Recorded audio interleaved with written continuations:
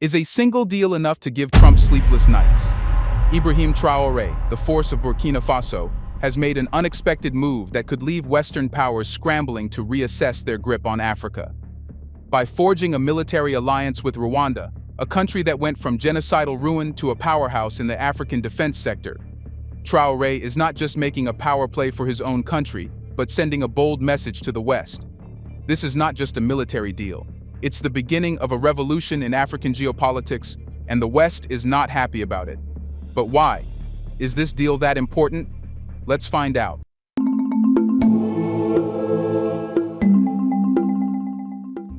When Ibrahim Traoré, the president of Burkina Faso, decided to send his senior military generals to Rwanda, it wasn't some casual, let's chat about military tactics exchange. This was a strategic, full-blown military cooperation pact, one designed to transform Burkina Faso's defense capabilities and make the nation a formidable force in the Sahel region. If you thought Rwanda was just a small, quiet country in Central Africa, think again. Rwanda has become a powerhouse in military strategy and peacekeeping operations, and Traoré is looking to learn from the best. Now let's break down what's actually in this deal, because this isn't your average diplomatic handshake. We're talking about a comprehensive partnership that goes far beyond surface-level cooperation. Several key aspects of this deal could change the trajectory of Burkina Faso's military and security strategies. At the core of the deal is a mutual defense agreement. This agreement ensures that both Rwanda and Burkina Faso will come to each other's aid in the event of external or internal threats. With the growing instability in the Sahel region due to insurgent groups, both nations are acutely aware of the need to safeguard their borders and ensure their sovereignty. A strong mutual defense pact means that if one nation faces aggression, the other will stand firm, not just diplomatically, but with military support.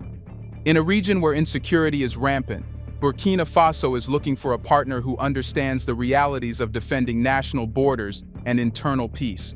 Rwanda, which has endured its share of instability, has proven its mettle in maintaining national unity and stability. With countries like Mali and Niger dealing with insurgencies, having Rwanda in Burkina Faso's corner is a game changer. Another vital part of the deal is intelligence sharing. Rwanda's intelligence network is one of the most efficient in Africa, especially in handling issues related to insurgency. Rwanda has managed to control and monitor potential threats before they escalate, thanks to its robust intelligence system. Traoré knows that in the fight against insurgent groups in the Sahel, intelligence is key. Burkina Faso's military has suffered from a lack of coordination and timely intelligence in its fight against insurgent groups. By linking up with Rwanda, Traoré is hoping to tap into an intelligence sharing system that's been proven successful across Africa. For example, Rwanda's role in peacekeeping operations in the Central African Republic CAR has been instrumental. Rwanda has helped provide early warnings, counterinsurgency strategies, and more. This intelligence framework could be crucial in Burkina Faso's struggle against the insurgents in its northern and eastern regions. 750 Rwandan peacekeepers at the end of their mission in the Central African Republic have received the United Nations Medal from the hands of the Special Representative of the UN Secretary General, Manko Njai, on Friday, 24th January 2020. Furthermore, this partnership will likely result in joint surveillance operations, monitoring not only the immediate region but potentially beyond, ensuring that both nations can proactively counter threats before they become a full-blown crisis. This kind of military and intelligence synergy doesn't just make Burkina Faso stronger, it makes both nations more secure in the long run. Here's a reminder to please like and share the video and subscribe to our channel to watch more videos on Black culture, history, civilization, and identity. Let's continue now. When we talk about training, we're not just referring to some basic "let's show you how to march in line" drills. No, we're talking about advanced military training programs that cover a wide array of skills, from counterinsurgency operations to crisis management. Rwanda's military, which is regarded as one of the most disciplined forces in Africa, will offer Burkinabe soldiers a comprehensive training package. Moreover, Rwanda's leadership in military peacekeeping operations, such as its significant role in Mozambique's efforts to tackle Islamist militants in Cabo Delgado, offers invaluable lessons in military cohesion, civilian protection, and peace building. Traoré's Burkina Faso needs more than just a military partner. It needs a mentor in modern military operations, and Rwanda is exactly that. Burkina Faso's military will gain access to Rwandan military facilities, where they can train in real-world conditions and scenarios that are relevant to the security challenges they face in the Sahel. These aren't just training grounds. They're battle-tested environments where Burkina Faso's military leaders will learn to operate in high-stress, high-risk situations. Now, here's where it gets even more interesting. Rwanda's military isn't just about fighting battles. It's also about long-term peace building. After decades of being torn apart by war, genocide, and internal conflict, Rwanda has emerged as one of the most stable countries in Africa. This isn't just because of its military strength, but because of its ability to integrate peace building into its defense strategies. It's a holistic approach that combines military power with community engagement, reconciliation, and rebuilding trust among the people. This is exactly the kind of framework Traoré is looking to replicate in Burkina Faso. With insurgencies threatening to tear apart the social fabric of the nation, Rwanda's experience in post-conflict stabilization could be key to not just winning battles, but rebuilding the country for the long term. This deal isn't just about military might, it's about ensuring that once the violence ends, Burkina Faso can begin the arduous task of rebuilding its communities, fostering trust between citizens and the state, and securing long-lasting peace. Rwanda's approach, which combines military strength with community outreach and political reform, could offer Burkina Faso a roadmap for stabilizing regions that have been devastated by insurgency. Rwanda has proven that military power alone can't guarantee peace. It requires a multifaceted approach that includes political solutions, civil engagement, and a long-term commitment to stability. This deal goes beyond military cooperation. It's about forging a long-term strategic partnership between two African nations that want to be the architects of their futures. Both countries understand the danger of relying on external powers, especially given the West's historical track record of interference in African affairs. Traoré and Kagame are not just looking to make their countries safer. They're looking to send a message to the world that Africa doesn't need the West's permission to rise. Both nations have experienced firsthand what it's like to be caught in the crossfire of global power struggles.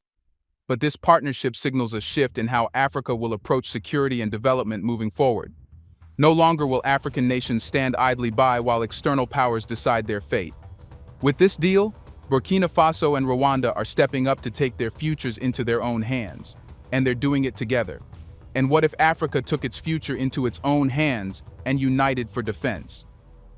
Imagine a scenario where nations like Rwanda and Burkina Faso set aside their differences and collaborated on a continental scale to form a unified military alliance.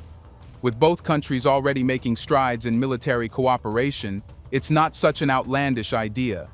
So, what would this look like? What might happen if Africa, as a whole, decided to strengthen its military unity and stand up to external influences? First and foremost, the most obvious benefit of an African defense union would be self-reliance. The continent has long been dependent on external powers, such as the West and former colonial masters, for military support and training. But look at the reality. How often have Western countries prioritized their interests over Africa's security and stability? The recent history of foreign interventions, often motivated by resource exploitation or strategic interests, has left a bitter taste across the continent. If nations like Rwanda and Burkina Faso led the charge for self-reliance, it could be the beginning of a movement where Africa no longer asks for permission to defend itself. Rwanda, under Paul Kagame, has demonstrated how a country can rise from the ashes of conflict to become a powerhouse in both military and peacekeeping efforts. Burkina Faso, now under Ibrahim Traoré, is facing security challenges, particularly in the Sahel region, but has shown a willingness to stand firm against external pressures. Both nations are already taking steps to protect their sovereignty without relying on Western military assistance.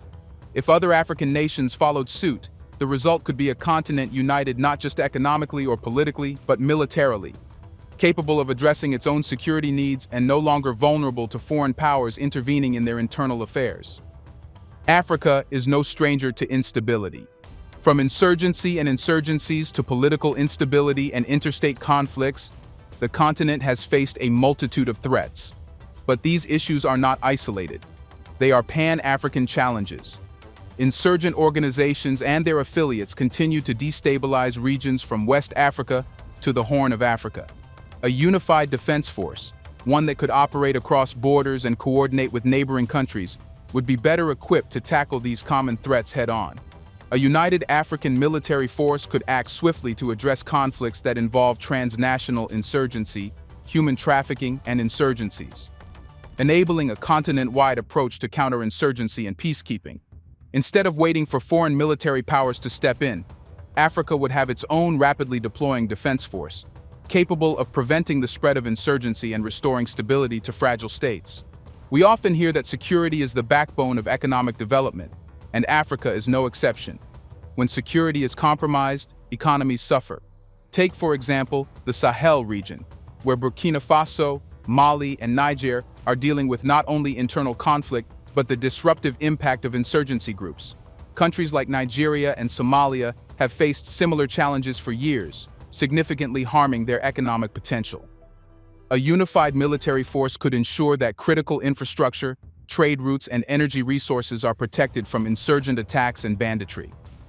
Additionally, such a defense coalition would allow for shared resources in terms of military technology, training, and intelligence, allowing African nations to pool their resources for greater efficiency.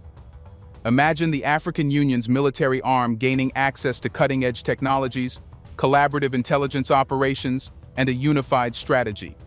This would make African economies more resilient, as they could better protect themselves from external exploitation, safeguard their resources, and ensure regional stability. Moreover, this newfound stability could attract investment from both domestic and foreign sources. When companies see a secure environment, they're more willing to invest. With a unified defense force ensuring that African nations can stand on their own, the continent could become a major economic player, no longer held back by insecurity and instability. Here's where things get interesting. A unified African defense force would be a direct challenge to Western dominance in Africa, especially to countries like France, the US, and the UK, who have long had a significant military presence across the continent. From military bases in Djibouti to peacekeeping operations in Mali, the West has maintained a stronghold on African security affairs. But what if Africa decided it no longer needed this foreign influence? Burkina Faso and Rwanda are already examples of countries that are pushing back against external pressures. A united Africa would not only be a political and economic shift, but it would signal that the continent no longer wants to be a battleground for the interests of foreign powers. It would also make it more difficult for Western countries to maintain their military presence without facing opposition from a strong, cohesive African military force. By banding together for defense, African nations could reduce the leverage the West has over them, pushing for more equitable relationships and greater autonomy. This move could also inspire African unity across other sectors, including trade, diplomacy, and governance, creating a continent that is not just united in defense, but in every aspect of its development. Africa's legacy has too often been defined by conflict, exploitation, and foreign intervention. But imagine a different legacy, one built on collective defense, mutual respect, and self-sufficiency. By creating a united military force, African nations could set a powerful example for the rest of the world. A continent that, for centuries, was ravaged by colonialism, exploitation, and conflict could show that peace and stability are possible when nations work together. This could set a precedent for other regions around the world. What if countries in Asia, Latin America, or even the Middle East followed Africa's lead and built similar regional defense coalitions? The global power dynamic would change, and perhaps for the first time in modern history, countries in the global south would control their destinies. Africa, united in defense, would not only be a force to be reckoned with, it would be a beacon of hope for the rest of the world, showing that unity, strength, and self-determination are not just lofty ideals, but achievable goals. The question is, How would this shift in power impact the West? How would this newfound unity challenge centuries of dominance by Western nations in African affairs? The most immediate and obvious impact of a united African defense force would be the erosion of Western military dominance in Africa. For decades, Western powers have maintained a significant presence on the continent, with military bases in strategic locations like Djibouti and Niger. These bases serve not just as hubs for regional military operations, but as symbols of Western control over African security. A unified African military force would undermine this control by providing African nations the ability to defend themselves without relying on external powers. Rwanda and Burkina Faso's growing partnership is already a signal that Africa is tired of being a pawn in the geopolitical games of Western powers. If other African countries followed suit, we could see the dismantling of Western military bases, peacekeeping missions, and counterinsurgency operations that have historically been used to influence African politics and economies. For instance, France has maintained military operations in Mali, Chad, and other former colonies, citing the need to fight insurgency. But a unified African military would mean that countries like Burkina Faso could take the lead in addressing these threats without needing French or any other Western intervention. This could be seen as a loss of influence for the West, as Africa would no longer rely on external powers to handle its internal issues. Let's talk about money. The West has historically exploited African resources, using both military and economic means to ensure access to precious minerals, oil, and other commodities. Countries like China, France, and the United States have positioned themselves as the primary players in Africa's vast natural resources market. In exchange for military protection or aid, these nations have gained access to mining rights, agricultural land, and access to Africa's vast markets. A united African defense force would shift this economic dynamic. Africa's ability to secure its resources and control access to them could reduce the West's dominance in these markets. Imagine a scenario where African nations, working together under a single defense umbrella, decide they no longer want to sell their raw materials at the whim of foreign powers. Instead, they could form regional trade agreements and develop their industries, building their infrastructure and fostering local economies, without the need for Western corporations to profit from Africa's riches. Take Burkina Faso's recent moves toward economic independence, for example. Traoré's government has rejected Western-backed aid in favor of aligning more closely with Russia and China, both of which have been offering deals that don't come with strings attached.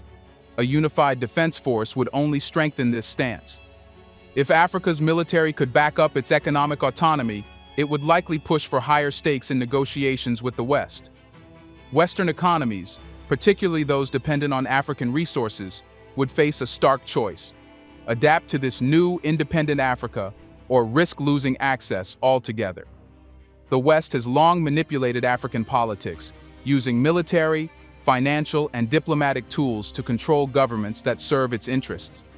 When African nations have a unified defense force and the ability to protect their borders and sovereignty, this influence diminishes. Consider the example of Burkina Faso's recent shift away from France. After military coups toppled pro-Western governments in Mali and Burkina Faso, both countries have aligned themselves with Russia, seeking military and political support in exchange for resources and strategic partnerships. France, for example, is no longer the uncontested military power in these countries. But the arrival of a larger unified African military force would be a real blow to France's continued influence in former colonies. Rwanda, which has developed strong diplomatic and military ties with Russia, could become a key player in an African-led security strategy, making it harder for the West to maintain its grip over Africa's political landscape. This shift could lead to more African nations following Burkina Faso's example, rejecting Western-backed political regimes and adopting a more independent, pan-African approach to governance. The African Union, if empowered with a strong, united defense force, could begin to take the lead in resolving conflicts without the intervention of Western powers, effectively diminishing the West's role in the political future of African nations. The West has long used foreign aid as a tool for control, essentially creating a cycle of dependency. In return for aid, African nations have often been required to adopt policies favorable to Western interests. Be it through economic programs imposed by the IMF or World Bank, or military interventions that protect the West's access to African resources. However, with a unified African defense force, Africa could begin to shed this dependency. The African Standby Force, a proposed pan-African military force, could be fully realized as an operational unit, empowered to respond to crises without Western assistance. The continent could begin to mobilize its resources and take charge of conflicts like those in Somalia, Mali, or the Central African Republic without waiting for the West to intervene. For the West, this would represent a loss of leverage. If African nations could collectively address their security challenges, they would no longer need Western-backed military interventions. This would fundamentally change the way the West interacts with Africa. The economic influence exerted through aid and interventions would decrease, as African countries could pursue self-sufficiency and build partnerships based on mutual respect and shared interests rather than conditional aid deals. Finally, let's consider the global strategic implications. The rise of a united African military coalition would undoubtedly disrupt the existing international power structure. African nations, no longer relying on the West for military support, could form stronger ties with China, Russia, or even other emerging powers like India. These nations have already recognized Africa's potential as a critical player in global affairs and have positioned themselves as alternatives to Western influence on the continent. For example, China's Belt and Road Initiative has made significant strides in Africa, investing heavily in infrastructure and offering military assistance in exchange for favorable trade agreements. Russia, through its growing ties with countries like Mali and Burkina Faso, has been expanding its military influence as well. With Africa's unified defense force, Western powers would face more competition for influence on the continent. This could shift the balance of power in global politics, with African nations playing a more prominent role in multilateral organizations, such as the United Nations and the African Union, making it harder for Western powers to dominate the conversation. The West's attempt to isolate nations or dictate terms to Africa could backfire. As the continent becomes less dependent on foreign powers and more inclined to act in its own best interest. So, times are changing and small steps matter. Do you think more nations will step up? What happens if they don't? Let us know in the comment section. Will the West try to stop them? Do you want to watch more videos like this one? If so, subscribe to our channel and press the bell icon next to it. We have decided to bring videos on something nobody talks about: the Black culture, civilization, history, and evidence about how glorious Blacks have been. Thanks for watching, and until the next video, stay tuned.